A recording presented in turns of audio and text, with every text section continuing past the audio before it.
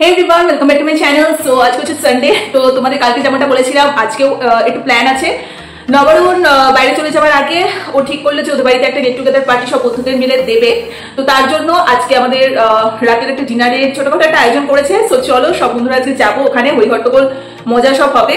তো মোটামুটি শনি রোববার করে আমার বাড়িতে থাকা হয় না, আমার ভিডিও দেখে বুঝতে পারছো যতভাবে একটু রেস্ট নেবো এই দুটো দিন, কারণ সোমবার থেকে কন্টিনিউ শুক্রবার আমার চলতেই থাকে।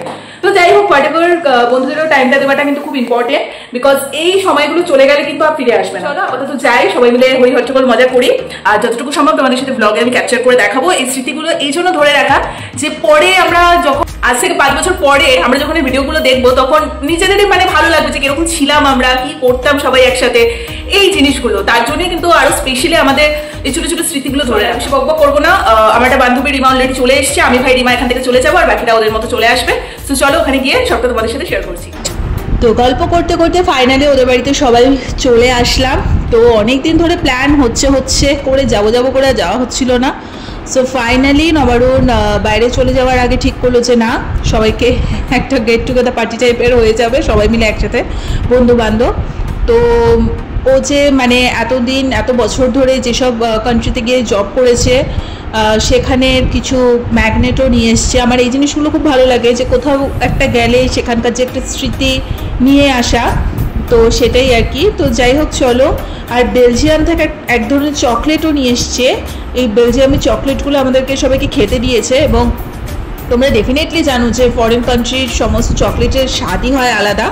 তো খেতে কিন্তু খুবই ভালো ছিল, একদম ডিফারেন্ট টেস্ট, আর চকলেট তো খুবই ভালো লাগে। সো প্রচুর মানে আড্ডা ইয়ার্কি সব মারার পর ফাইনালি ডিনারে আমরা বসে পড়েছি। ফার্স্টে বলছিল ওরা টেবিলে বসতে, আমরা বললাম না, বন্ধু বান্ধব একসাথে সবাই নিচে পুরো পাত পেরে বসে খাবো গোল করে, সেটার একটা আনন্দ মজাই আলাদা। আর ছোটোবেলাকার বন্ধু বান্ধব আমরা সব অত ফর্মালিটি আসেও না। আর আজকে মোটামুটি একটু ভালোই হালকা ঠান্ডা আবহাওয়া ছিল, প্লাস একটু বাইরে বৃষ্টিও হচ্ছিল, তার জন্য খুবই একদম ভালো পারফেক্ট দিনে আমরা সবাই মিট করেছি। আর খাবার দাবার ছিল দুর্দান্ত। এটা হচ্ছে কাকু কাকিমা। তো যাই হোক, দেখতে পাচ্ছ সাদা ভাত, গরম গরম ডাল, তার সাথে ঝুরঝুরে আলু ভাজা, স্যালাড ছিল, কাতলা মাছ ছিল, তার সাথে ছিল ইলিশ মাছ, আর ছিল ধনিয়া চিকেন, ধনিয়া চিকেন না, হান্ডি চিকেন, হ্যাঁ হান্ডি চিকেনটা বানিয়েছে হচ্ছে নবরুণ।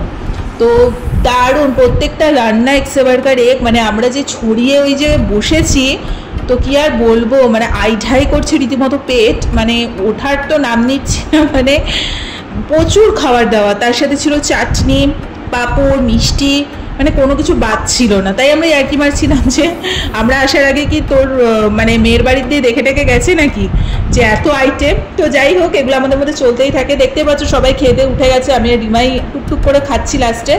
আর এইটা ভীষণ ম্যান্ডেটারি ছিল, জোয়ানটা, মানে নাহলে মানে কি আর বলবো, এত খাওয়া দাওয়া করে বুঝতেই পারছো।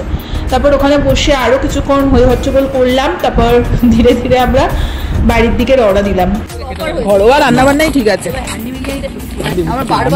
হ্যাঁ, হান্ডি চিকেনটা কিন্তু দারুণ করেছিস নবরুণ, দারুণ হয়েছে, পুরো স্যাটিসফাই। তো এটা হচ্ছে বাইরে কিছু টাকা পয়সা, সেগুলো আমরা একসাথে ছবি তুলেছি। আর এই বাইরে যেখানেও কাজেতে সব জায়গার একটা করে ম্যাগনেটও নিয়ে আসে। সো সবটাই দেখলাম, খুব মজা লাগলো আজকের দিনটা। তোমাদের ব্লগটা ভালো লেগে থাকলে লাইক, কমেন্ট, শেয়ার, সাবস্ক্রাইব করে দিও। তো যাই হোক, আবারও কোনো এক সন্ধ্যায় সব বন্ধুবান্ধব আবার একসাথে হব। তো চলো আর বেশি লেট করবো না, এখানেই টাটা।